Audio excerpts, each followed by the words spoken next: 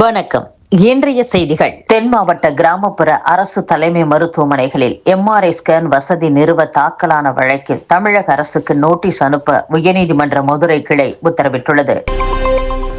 திறமையானவர்களை முதலமைச்சர் பயன்படுத்திக் கொள்வதால் தான் அதிமுகவில் இருந்து வந்தவர்களுக்கு திமுகவில் அமைச்சர் பதவி வழங்கப்பட்டுள்ளது என்று அமைச்சர் ஏவா வேலு பேசியுள்ளார். அத்துடன் நெடுஞ்சாலைத்துறை பணிகளுக்கு லஞ்சம் கமிஷன் இருப்பதாக தகவல் உள்ளது என்கிறீர்கள். உறுதிப்படுத்தாத தகவல்களுக்கு அமைச்சர் நான் எப்படி பதிலளிக்க முடியும்? தவறு இருப்பதாக புகார் வந்தால் நடவடிக்கை எடுத்து பலரை தற்காலிகமாக பணி நீக்கம் செய்திருக்கிறேன். அதில் உண்மை இல்லை என்று தெரிந்தால் மீண்டும் பணியில் அமர்த்தியும் இருக்கிறேன். முதலமைச்சர் ஸ்டாலின் தொகுதியில் 20,000க்கும் மேற்பட்ட கள்ள ஓட்டுகள் இருந்ததாக கூறும் எதிர்க்கட்சியினர் எல்லாம் சென்சஸ் அலுவலரா? அரசியலில் தனது இருப்பை காட்டிக்கொள்ள எதிர்க்கட்சியினர் இதுபோன்று குற்றச்சாட்டுகளை கூறுவர். வாக்காளர் சிறப்பு திருத்த பணியை யாரும் ஆதரிக்கவில்லை. ஆனால் பழனிசாமி மத்திய அரசுக்கு ஒத்து ஊதுகிறார். இது மழைக்காலம். ஜனவரியில் பொங்கல் பண்டிகை வந்துவிடும். அதன் பின் தேர்தல் அறிவிப்பு வரும். எனவே இது போன்ற நெருக்கடியில் இப்போது இந்த பணி தேவையில்லை என்கிறார் முதலமைச்சர் ஸ்டாலின். அவசரம் வேண்டாம் என்பதால் எதிர்க்கிறோம் என்றும், திமுகவில் கட்சிக்காக பல ஆண்டுகளாக உழைத்தவர்கள் இல்லையா?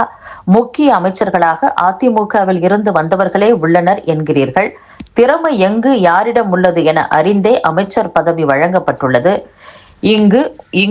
இங்கும் உழைத்த துரைமுருகன், நேரு, தங்கம் தென்னரசு உட்பட பலர் அமைச்சர்களாக உள்ளனரே. இங்கு திறமைதான் பார்க்கப்படுகிறது என்றும் அமைச்சர் ஏவா வேலு பேசியுள்ளார். சபரிமலை மண்டல மகர விளக்கு காலங்களில் சன்னிதானம் உள்ளிட்ட இடங்களில் தூய்மை பணியில் ஈடுபட தமிழகத்தில் இருந்து அகில பாரத ஐயப்ப சேவா சங்கம் சார்பில் 1125 தன்னார்வலர்கள் புறப்பட்டு சென்றுள்ளனர். இவர்கள் மகர ஜோதி தரிசனம் முடிந்த பிறகும் ஜனவரி இறுதி வரை அங்கு சேவை செய்ய உள்ளனர். சபரிமலையில் மாதந்தோறும் சன்னிதான நடை திறந்தாலும் கார்த்திகை மாதம் துவங்கி தை மாதம் வரை தினமும் லட்சக்கணக்கான பக்தர்கள் வருவது வழக்கம். மண்டல கால பூஜைக்காக நவம்பர் 16ஆம் தேதி மாலையில் நடை திறக்கப்படுகிறது. தாவேக தலைவர் நடிகர் விஜய் அறிக்கை ஒன்றை வெளியிட்டுள்ளார். அதில் சமீப காலமாக ஆட்சி அதிகாரத்தில் இருந்து அதிகார மமதை கொண்ட கட்சி ஒன்று அவசர கதியில் தனக்கு பழக்கமான அவதூறு அரசியல் ஆட்டத்தை துவக்கி உள்ளது. இப்போதெல்லாம் அந்த கட்சியின் ஒரே இலக்கு நம்மை தூற்றுவதே. தமிழக வெற்றி கழகத்தை மட்டும் மூளையில் தேக்கி யோசிப்பதே அதன் முழு நேர வேலையாகிவிட்டது. அவர்களுக்கு அவதூறுதான் அரசியல் கொள்கை, லஞ்ச லாவண்யம், ஊழல்தான் லட்சிய கோட்பாடு. இந்நிலையில் மக்கள் சக்தியுடன் அரசியலுக்கு வருகிற நம் இயக்கத்தை கண்டால் அவர்களின் மூளை மழுங்கி முனகத்தானே செய்யும். அவர்களை நாம் விமர்சிப்பதாக எண்ணி அர்த்தமற்ற குற்றச்சாட்டுகளை சொல்கின்றனர். அவர்கள் மீது நாம் இன்னும் முழுமையான விமர்சனத்தை துவங்கவே இல்லை. அந்த கட்சியின் தலைவர் எந்த கும்பனாலும் எங்களையோ ஆட்சியையோ வீழ்த்த முடியாது என கூறியது அவருடைய அதிகார மயக்கம் முழக்கம்.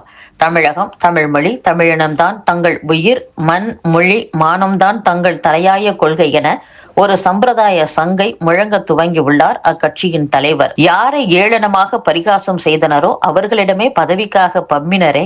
அப்போது எங்கே போயிற்று மானம்? ஆட்சியில் இல்லாத போது தமிழர் என்பதும், ஆட்சிக்கு வந்ததும் அதிகார பதவிகளுக்குள் அடக்கமாக அமர்ந்து கொண்டு அரசியல் சாசன கட்டுப்பாடுகள் மீது பழி போட்டு பதவி சுகம் காணும் போது எங்கே போனது மண், மொழி மீதான கொள்கை பாசம்? ஜாதிவாரி கணக்கெடுப்பு ஆய்வை நடத்தாமல் மாநில அரசுக்கு அதிகாரமில்லை என்ற அர்த்தமற்ற வாதத்தை வைத்து தப்பிக்கும் போது எங்கே போனது அவர்களின் சமூக நீதி கொள்கை? அறிவு திருவிழா என பெயர் வைத்துவிட்டு முழுக்க முழுக்க தாவேகவை மட்டுமே மறைமுகமாக திட்டும் திருவிழாவாக அதை மாற்றியதிலேயே அது அறிவு திருவிழாவாக இல்லாமல் அவதூறு திருவிழாவாகத்தானே மாறியது. தான் தினமும் நாக்கு குளறி உளரும் அவர்களுக்கு நாம் சொல்வதெல்லாம் என்ன தெரியுமா? பவள விழா பாப்பா, நீ பாசாங்கு காட்டல் ஆகாது பாப்பா, நீ நல்லவர் போல் நடிப்பதை பார்த்து நாடே சிரிக்கிறது பாப்பா. எல்லா வகையிலும் கபட நாடகமாடும் திமுகவின் அவல ஆட்சியின் லட்சணங்களை மக்கள் மத்தியில் அம்பலப்படுத்துவோம். மக்கள் சக்தியின் மதிப்பை தேர்தல் வாயிலாக அவதூறு மன்னர்களுக்கு உணர்த்துவோம் என்றும் அந்த அறிக்கையில் விஜய் குறிப்பிட்டுள்ளார். மத்திய இணையமைச்சர் எல் முருகன் அறிக்கை ஒன்றை வெளியிட்டுள்ளார். அதில் மாநகராட்சி தூய்மை பணியாளர்களுக்கு தினமும் 3 வேளை இலவச உணவு திட்டத்தை இம்மாதம் 15ஆம் தேதி முதலமைச்சர் ஸ்டாலின் துவக்கி வைப்பதாக திமுக அரசு அறிவித்துள்ளது. தனியார் மயமாக்கலை எதிர்த்து 13 நாட்களாக போராடிய தூய்மை பணியாளர்களை நள்ளிரவில் திமுக அரசின் காவல்துறை கைது செய்தது. அவர்கள் பல வழிகளில் போராடி கொண்டு இருக்கின்றனர். தனியாருக்கு தாரை வார்த்ததால் மாதம் 23,000 ரூபாய்க்கு மேல் சம்பளம் வாங்கிய பணியாளர்கள் 16,000 ரூபாய் சம்பளம் பெறும் நிலைக்கு தள்ளப்பட்டுள்ளனர். கோபத்தில் உள்ள அவர்களை திசை திருப்ப 3 வேளை உணவு என்ற நாடகத்தை திமுக அரங்கேற்றுகிறது. கலெக்ஷன், கரப்ஷன், கமிஷன் என முழு மூச்சாக காலத்தை கடத்தும் திமுக அரசு எப்படி உணவு வழங்கும் என்பதை சொல்லவா வேண்டும்? தூய்மை பணியாளர்களின் பணிகளை வேண்டப்பட்ட தனியார் நிறுவனங்களுக்கு தாரை வார்த்துவிட்ட திமுக அரசு உணவு தயாரிக்கும் பணியையும் வேண்டப்பட்ட நிறுவனங்களுக்கு வழங்க டெண்டர் கோரி இருப்பதாக தெரிகிறது. மொத்தத்தில் தூய்மை பணியாளர்களின் பெயரை சொல்லி ஏமாற்றி பணம் பறிக்க மட்டுமே திமுகவுக்கு தெரியும்.